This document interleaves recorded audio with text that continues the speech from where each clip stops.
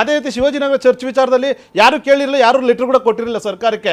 ಅಲ್ಲಿ ಹೋದ್ರು ಒಂದು ಕಾಂಟ್ರವರ್ಸಿಗಳು ಮಾಡಕ್ ಹೋದ್ರು. ಇವಾಗ ನೋಡಿ ಕುಮಾರಸ್ವಾಮಿ ಲೆವೆಟ್ ಅಂತ ಇದ್ದರೆ ಅದನ್ನ ಚೇಂಜ್ ಅಂದ್ರೆ ಅಧಿವೇಶನದಲ್ಲಿ ರಾಜ್ಯದ ಜನರಿಗೆ ಬೇಕಾಗುವಂತಹ ವಿಚಾರಗಳ ಬಗ್ಗೆ ಮಾತನಾಡದೆ ಇಂತಹ ಕಾಂಟ್ರವರ್ಸಿಗಳನ್ನ ಮುಂದೆ ಬಿಟ್ಟು ಇದರ ಬಗ್ಗೆನೇ ಈಗ ನೋಡಿ ಅವ್ರ ಹತ್ರ ಯಾವುದೇ ಪ್ರಶ್ನೆ ಇಲ್ಲ. ನಾಳೆ ಸದನದಲ್ಲಿ ಬೆಳಗಾವಿ ಸದನದಲ್ಲಿ ನಿಂತ್ಕೊಂಡು ಅಭಿವೃದ್ಧಿ ಮಾಡಿದ್ವಿ ಅಂತ ಹೇಳಕ್ ಗಂಟಾಘೋಷವಾಗಿ ಹೇಳಕ್ಕೆ ಬೆಂಗಳೂರು ಅಭಿವೃದ್ಧಿದು ಒಂದು 5 ಕಾರ್ಯಕ್ರಮ ಹೇಳಕ್ಕೆ ಡಿ.ಸಿ.ಎಂ ಹತ್ರ ಯಾವುದೇ ತರ ಲೆಕ್ಕ ಇಲ್ಲ.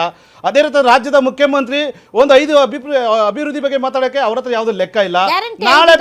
ನಾಳೆ ಬೆಳಿಗ್ಗೆ ಗ್ಯಾರಂಟಿ ನ್ಯೂಸ್ ಎಲ್ಲ ಫೈಲು ಸ್ಕೀಮು ಜನನೇ ತಿರಸ್ಕಾರ ಮಾಡಿದಾರಲ್ಲ, ಜನನೇ ತಿರಸ್ಕಾರ ಮಾಡಿದಾರಲ್ಲ. ಬಸ್ ಎಲ್ಲ ನಿಂತು ಹೋಗ್ತಾ ಇದೆ, ಮಹಿಳೆಯರು ತಿರಸ್ಕಾರ ಮಾಡ್ತಾ ಇದಾರೆ. ಇವತ್ತು ವಿದ್ಯಾರ್ಥಿ ಯುವ ಪೀಳಿಗೆ ಹೇಳ್ತಾ ಇದ್ದಾರೆ ನಮ್ಗೆ ಯಾವ ಗ್ಯಾರಂಟಿ ಬೇಡ್ರಿ, ನಮ್ಗೆ ಉದ್ಯೋಗ ಕೊಡ್ರಿ, ನಾನು ಒಬ್ಬನ ಮನೆಗೆ ಉದ್ಯೋಗ ಕೊಟ್ರೆ 5 ಜನ ಬರ್ತೀವಿ ಅಂತ. ಆಸ್ ಅ ಪಾರ್ಟಿ ನಿಮ್ಗೆ ಈ ವಿಚಾರದಲ್ಲಿ ಯಾವ ಸ್ಟ್ಯಾಂಡು ಇಲ್ಲ ಅಲ್ಲ. ನೋಡಿ ಕಾನೂನು ಎಲ್ಲರಿಗೂ ಒಂದೇ, ತಪ್ಪಾದ್ರೆ ಶಿಕ್ಷೆ ಆಗುತ್ತೆ. ಬಟ್ ನಮಗೆ ಬೇಕಾದ ಸರ್ಕಾರ ಮಾಡಿರೋ ಅಭಿವೃದ್ಧಿಯನ್ನು ಬಂದಾಗಲ್ಲ ಇಂತ ಕಾಂಟ್ರವರ್ಸಿ. ನಾಳೆ ಸದನದಲ್ಲಿ ಒಂದು ನಿಮಿಷ, ನಾಳೆ ಸದನದಲ್ಲಿ ನಿಂತ್ಕೊಂಡು ವಿರೋಧ ಪಕ್ಷದವ್ರ ಜೊತೆ ಮಾತಾಡ್ಬೇಕಾದ್ರೆ ವಿಚಾರ ಯಾವುದು? ನಾನು ಕಾಯ್ದೆ ತರ್ತೀನಿ, ದ್ವೇಷ ಭಾಷಣ ಬಗ್ಗೆ ಮಾತಾಡ್ಬೇಕಾ? ರಾಜ್ಯದಲ್ಲಿ ಜ್ವಲಂತ ಸಮಸ್ಯೆಗಳಿದಾವೆ, ಜ್ವಲಂತ ಸಾಯ್ತಾ ಇದಾರೆ, ರೈತರು ಸಾಯ್ತಾ ಇದ್ದಾರೆ. ಈಗ ಐ ಡು ಅಗ್ರಿ, ನೀವು ಹೇಳ್ತಾ ಇರೋದನ್ನ ನಾನು ಕಂಪ್ಲೀಟ್ ಆಗಿ ಒಪ್ಕೊಳ್ತೀನಿ. ದಿ ಸೇಮ್ ಟೈಮ್ ನಿನ್ನೆನೆ ಒಂದು ಘಟನೆ ನಡೀತು ಶ್ರೀರಂಗಪಟ್ಟಣದಲ್ಲಿ. ಹೌದು, ಘಟನೆ ನಡೀತು. ಹೌದು. ಸೊ ಅದಕ್ಕೇನ್ ಕಾರಣ ಮೇಡಮ್? ಅಲ್ಲಿನ ಸನ್ನಿವೇಶಗಳಿಗೆ, ಅಲ್ಲಿನ ಇದಕ್ಕೆ ಇವತ್ತು ಕಾನೂನಿದೆ. ಇವತ್ತು ಹಂಗಂತ ದೇಶ ಭಾಷಣ ಮಾಡ್ತಾರೆ ಅಂತ ಬಿಟ್ಬಿಡ್ತಾರ? ಕಾನೂನು ಬಿಟ್ಬಿಡ್ತಾರ? ಈಗ ಎಷ್ಟೊತ್ತಿ ಈಗ FIR-ಗಳಿದ್ದಾವೆ, ಎಷ್ಟೊತ್ತಿ ಕೇಸ್ಗಳಾಗಿದ್ದಾವೆ. ಮತ್ತೆ ಆ ಕೇಸ್ ಕೊಟ್ಟವ್ರು ಯಾರು, ಮತ್ತೆ ರಕ್ಷಣೆ ಕೊಟ್ಟವ್ರು ಯಾರು? DG ಪರ ನಿಂತ್ಕೊಂಡು ಅವರು ಬಿಡುಗಡೆ ಮಾಡ್ತಾರೆ ಯಾರು? ಹುಬ್ಳಿ ಕೇಸಲ್ಲಿ ಬಿಡುಗಡೆ ಮಾಡ್ತಾರೆ ಯಾರು? ಸರ್ಕಾರ ಡಬಲ್ ಗೇಮ್ ಮಾಡ್ತಾ ಇದೆ, ಜನರನ್ನ ಇಕ್ಕಟ್ಟು ಸಿಕ್ಕಿಸ್ತಾ ಇದೆ. ಒಂದ್ ಕಡೆ ಸಾಲ್ವ್ ಮಾಡ್ತದೆ, ಒಂದ್ ಕಡೆ ಪ್ರಾಬ್ಲಮ್ ಕ್ರಿಯೇಟ್ ಮಾಡುತ್ತೆ. ಇಲ್ಲಿ ಬರೀ ಇವ್ರು ಬೇಕಾಗಿರೋದಿಷ್ಟೇ 5 ವರ್ಷ CM ಕುರ್ಚಿ ಉಳಿಸ್ಕೊಳಕ್ಕೆ ಸಿದ್ದರಾಮಯ್ಯ ಸ್ಟ್ರಾಟಜಿಕ್ಸ್.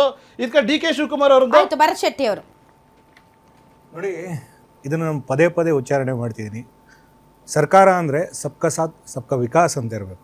ಆದರೆ ಈ ಸರ್ಕಾರ, ರಾಜ್ಯದಲ್ಲಿರೋ ಸರ್ಕಾರ, ಮುಸಲ್ಮಾನರ ಸಾಥ್ ಮುಸಲ್ಮಾನ್ ಕಾ ಉದ್ಧಾರ, ಇದೆರಡು ಬಿಟ್ರೆ, ಇದೆರಡು ಬಿಟ್ರೆ ಬೇರೆ ಏನು ಇಲ್ಲಿವರೆಗೂ 2.5 ವರ್ಷದಿಂದ ಮಾಡಿಲ್ಲ. ನೋಡಿ, ಈಗ ನೇರವಾಗಿ ಸಾಕಷ್ಟು ಬಾರಿ ನೋಡಿರ್ಬೋದು, ಹಿಂದೂ ಮುಖಂಡರು ಯಾರೇ ಒಂದು ಸಣ್ಣ ವಿಚಾರದಲ್ಲಿ ಹೋರಾಟ ಕರೆದ್ರು ಅವ್ರ ಮೇಲೆ ಕೇಸ್ಗಳಾಗ್ತವೆ, ಅವ್ರನ್ನ ಜೈಲಿಗೆ ಹಾಕ್ತೀರಿ. ಒಂದು ರ್ಯಾಲಿ ಮಾಡಿದ್ರು ಅವ್ರನ್ನ ಹಾಕ್ತೀರಿ, ಒಂದು ಪೋಸ್ಟ್ ಕಾರ್ಡ್ ಅಂತ ಹಂಚಿಕೆ ಮಾಡಿ ಜನರಿಗೆ ಸಾಮಾನ್ಯ. ಭರತ್ ಶೆಟ್ಟಿ ಅವರು, ಈ ಸರ್ಕಾರ ಮುಸಲ್ಮಾನರನ್ನ ಓಲೈಸುವಂತ ಸರ್ಕಾರ ಹೌದು, ಆದರೆ ಈ ಕಾಯ್ದೆ ತರುವ ಮೂಲಕ ಮುಸಲ್ಮಾನರನ್ನ ಹೆಂಗ್ ಓಲೈಸುತ್ತೆ ಅದನ್ನ ಹೇಳಿ. ನೋಡಿ, ಇವತ್ತು ಜನರೇಷನ್ ಹೇಗಾಗಿದೆ ಅಂದ್ರೆ, ಸತತವಾಗಿ 75-80 ವರ್ಷಗಳಿಂದ ಮುಚ್ಚುಮರೆ ಮಾಡ್ಕೊ ಬಂದ್ರಲ್ಲ ಇವರು. ಯಾವ ಇತಿಹಾಸನ ಜನರಿಗೆ ತಿಳಿಸ್ಬೇಕಾದ್ರೆ ತಿಳಿಸಕ್ಕಾಗಿಲ್ಲ. ಇವತ್ತು ಎಲ್ಲರ ಕೈಯಲ್ಲಿ ಮೊಬೈಲ್ಗಳಿದೆ, ಇಡೀ ಚರಿತ್ರೆಗಳನ್ನ ಓದ್ತಿದ್ದಾರೆ, ಮಕ್ಕಳೆಲ್ಲ ಹುಷಾರಾಗಿದ್ದಾರೆ. ಅಂದ್ರೆ ಎಲ್ಲವೂ ಜ್ಞಾನಗಳನ್ನ ಪಡಿತಿದ್ದಾರೆ.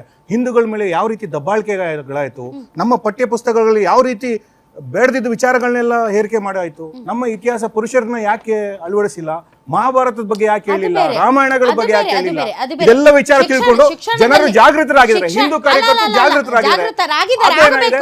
ಆ ಸಲುವಾಗಿ ಮುಂದಿನ ದಿನಗಳಲ್ಲಿ ಕಾಂಗ್ರೆಸ್ ಸರ್ಕಾರ ಖಂಡಿತ ಬರಲ್ಲ. ಹಾಗಾಗಿ ಇವತ್ತಿನ ಕಾಯ್ದೆ ಮುಸಲ್ಮಾನರ ಪರ ಯಾಕಾಗುತ್ತೆ? ಹಾಗಾದ್ರೆ ಮುಸಲ್ಮಾನರ ಮೇಲೇನೆ ದ್ವೇಷ ಭಾಷಣಗಳು ಜಾಸ್ತಿ ಆಗಿದ್ಯಾ? ನಿಮ್ಮ ಮಗು ಅಳ್ತಿದ್ಯಾ? ಹಾಗಾದ್ರೆ ನಿಮ್ಮ ಮಗುವಿಗೆ ಜೀನಿ ಸರಿ ಇಟ್ಕೊಡಿ. ಯಾಕಂದ್ರೆ ಜೀನಿ ಸರಿ ಇಟ್ಟು ನಿಮ್ಮ ಮಗುವಿಗೆ 100% ಸರಿಯಾದ ಆಹಾರ. ನಿಮ್ಮ ಮಗು ನೆಮ್ಮದಿಯಾಗಿ ನಿದ್ದೆ ಮಾಡಬೇಕಾ, ದಷ್ಟಪುಷ್ಟವಾಗಿ ಬೆಳಿಬೇಕಾ? ಹಾಗಾದ್ರೆ ಜೀನಿ ಸರಿ ಇಟ್ಟು ಕೊಡಿ. ಎಲ್ಲಾ ಮೆಡಿಕಲ್ ಶಾಪ್ಗಳು, ದಿನಸಿ ಅಂಗಡಿಗಳು, ಸೂಪರ್ ಮಾರ್ಕೆಟ್ಗಳಲ್ಲಿ ಲಭ್ಯ. ಅಂಕಿಅಂಶಗಳು ಅದನ್ನೇ ಹೇಳ್ತಾ ಇರೋದು. ನೀವು ತಗೊಳ್ಳಿ. ಹೌದೌದೌದೌದು, ಅಂಕಿಅಂಶಗಳು ಅದನ್ನೇ ಹೇಳೋದು. ಅತ್ಯಂತ ಹೆಚ್ಚು ದ್ವೇಷ ಭಾಷಣಗಳಾಗಿರೋದೇ ಮುಸಲ್ಮಾನರ ವಿರುದ್ಧ. ಹೀಗಾಗಿ ಮುಸಲ್ಮಾನರ ವಿರುದ್ಧ ನಡೆಯುತ್ತಿರುವಂತಹ ದ್ವೇಷ ಭಾಷಣವನ್ನ ತಡೆಯುವುದಕ್ಕೆ ಸರ್ಕಾರ ಮುಂದಾಗಿರುವುದರಿಂದ ಮುಸಲ್ಮಾನರ ಪರ. ಹೌದಾ? ಮತ್ತಿನ್ನೇನು ಹೇಳಿ? ಜಾಗೃತರಾಗಿದ್ದೀವಿ. ನಮಗೆ ಎಲ್ಲೆಲ್ಲಿ ದೌರ್ಜನ್ಯಗಳಾಗಿತ್ತು, ಹಿಂದೂಗಳಿಗೆ ಎಲ್ಲೆಲ್ಲಿ ದೌರ್ಜನ್ಯ ಆಗಿತ್ತು, ಕಾರ್ಯಕರ್ತರು ಎಲ್ಲೆಲ್ಲಿ ಎಡವಿದ್ರು, ಈಗೆಲ್ಲ ಒಂದಾಗಿದ್ದೀವಿ. ಇವತ್ತು ಪಕ್ಷ ಭೇದ ಜಾತಿ ಎಲ್ಲನೂ ಮೀರಿ ಹಿಂದೂಗಳು ನಾವೆಲ್ಲ ಒಂದು ಆಗಿದ್ದೀವಿ. ಈ ವಿಚಾರವಾಗಿ ಎಲ್ಲೋ ನಾನು ಹಿಂದೂ, ಬಟ್ ನನಗೂ ದ್ವೇಷ ಭಾಷಣಕ್ಕೂ ಸಂಬಂಧ ಇಲ್ಲ. ದ್ವೇಷ ಭಾಷಣ ಮಾಡಿ ಏನಾದ್ರೂ ನಮ್ಮ ಸಮಾಜದಲ್ಲಿ ಕೋಮು ಸಂಘರ್ಷವನ್ನ ತಂದು ಮತೀಯ ಗಲಭೆಗಳನ್ನು ಸೃಷ್ಟಿಸೋರು ಯಾರಿದ್ರು ಅವ್ರನ್ನ ನಿರ್ದಾಕ್ಷಿಣ್ಯವಾಗಿ ನೇತು ಹಾಕ್ಬೇಕು.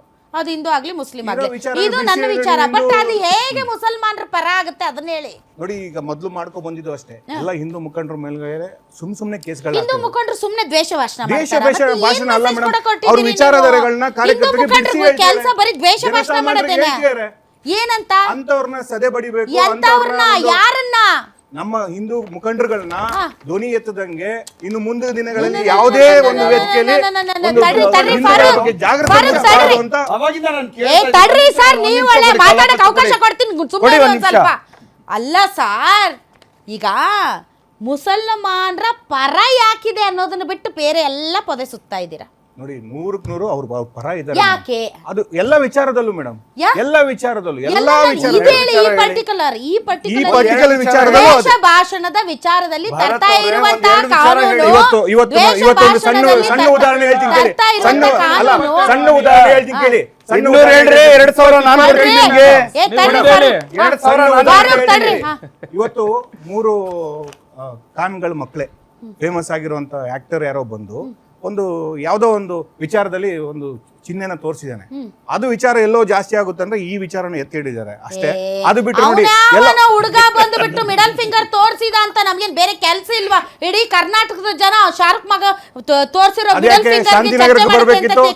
ಯಾಕೆ ಸಚಿವನ ಮಗನ ಹೋಗ್ಬಿಟ್ಟು ಯಾಕೆ ಅವನ ಮೇಲೆ ಪ್ರಕರಣ ದಾಖಲಾಗಿಲ್ಲ? ಬೇಡ ಆತನ ಆಯ್ತು, ಮೇಲೆ ಯಾಕೆ ಹೇಳಕ್ಕಾಗಿಲ್ಲ ಅಂದ್ರೆ ಪ್ರಕರಣ ನಾನು ಮೋಹನ್ ಅದೇ ಮೋಹನ್ ಮೇಡಮ್, ವಿಶ್ವ ಅವರೇ, ಹೇಗೆ ಪ್ರಕರಣ ಈ ಯಾಕೆ ಒಂದು ದಾಖಲಾಗಿಲ್ಲ? ಕಾಯ್ದೆ ಮುಸಲ್ಮಾನರ ಪರವಾಗಿರುತ್ತೆ ಹೇಳಿ. ಯಾಕೆಂದ್ರೆ ಮುಸಲ್ಮಾನರು ವಿಕ್ಟಿಮ್ ಆಗಿದ್ರೆ ಅವ್ರನ್ನ ಬಚಾವ್ ಮಾಡೋದಕ್ಕೆ ಈ ಕಾನೂನನ್ನ ತಂದು ಅವ್ರನ್ನ ಓಲೈಸಬೇಕು. ಅದಕ್ಕೆ ಮುಸಲ್ಮಾನರ ವಿರುದ್ಧನೇ ದ್ವೇಷ ಭಾಷಣ ಆಗಬೇಕು. ಆ ತರ ಹಿಂದೂ ಮುಖಂಡರು ಮಾಡ್ತಿದಾರಾ? ಮತ್ತೆ ಮೇಡಮ್ ನೋಡಿ, ಇಲ್ಲಿ ನಿಮ್ಮ ಪ್ರಶ್ನೆಗೆ ಉತ್ತರ ಕೊಟ್ಟೆ ಕೊಡ್ತೀನಿ. ಅದಕ್ಕೆ ಮುಂಚೆ ಅವ್ರು ಇಬ್ಬರು ಕೇಳಿದಂತ ಕೆಲವು ವಿಷಯಗಳನ್ನ ರೈಸ್ ಮಾಡಬೇಕು. ನಮ್ಮ ಸ್ನೇಹಿತರು ಫಾರೂಕ್ ಹೇಳಿದ್ರು 400 ವರ್ಷ ಹಿಂದಕ್ಕೆ ಯಾಕೆ ಹೋಗ್ತೀರಾ, 40 ವರ್ಷ ಮುಂದೆ ನೋಡಿ ಅಂತ. 400 ವರ್ಷ ಹಿಂದೆ ಇರೋ ವಕ್ಫ್ ಕಾಯ್ದೆ ಬೇಕು ಇವ್ರಿಗೆ ಲ್ಯಾಂಡ್ ಗ್ರಾಬ್ ಮಾಡ್ಕೊಳ್ಳೋದಿಕ್ಕೆ, ಆಯ್ತಾ? 40 ವರ್ಷ ಮುಂದೆ ಹೋಗಿ ಅಂದ್ರೆ ಅದ್ರ ಕೈಲಿ ಇವ್ರಿಗೆ ಆಗೋದಿಲ್ಲ. ಯಾಕೆ? ಹಿಂದೂ ಏನ್ ಹೇಳ್ತಾರೆ, ಮುಸಲ್ಮಾನರದ ಹಳೆಯ ಸಂಪ್ರದಾಯಗಳಿದೆ ಗೊತ್ತಾ? ಯಾವ ಬಾಬಾ ಸಾಹೇಬ್ರು ಬೇಡ ಗೊತ್ತಾ? ಬುರ್ಕಾ ಪದ್ಧತಿ ಎಲ್ಲಾನು ಅದು ಬೇಕು ಇವ್ರಿಗೆ. 40 ವರ್ಷ ಮುಂದಕ್ಕೆ ಹೋಗೋದಿಲ್ಲ ಇವ್ರು. ಕೇಳಿ ನಾನು ಉತ್ತರ ಕೊಡ್ತೀನಿ. ಅಂತ ಹೇಳೋದು ಯಾರಾದ್ರೂ ಒಬ್ಬ ಮುಸಲ್ಮಾನ ಬಂದು ನಿಂತ್ಕೊಂಡು ಒಂದ್ ನಿಮಿಷ ಸರ್, ಅದೆಲ್ಲ ಉತ್ತರ ಅಲ್ರಿ, ನಿಮ್ಗೆ ಗೊತ್ತಾಗಲ್ಲ.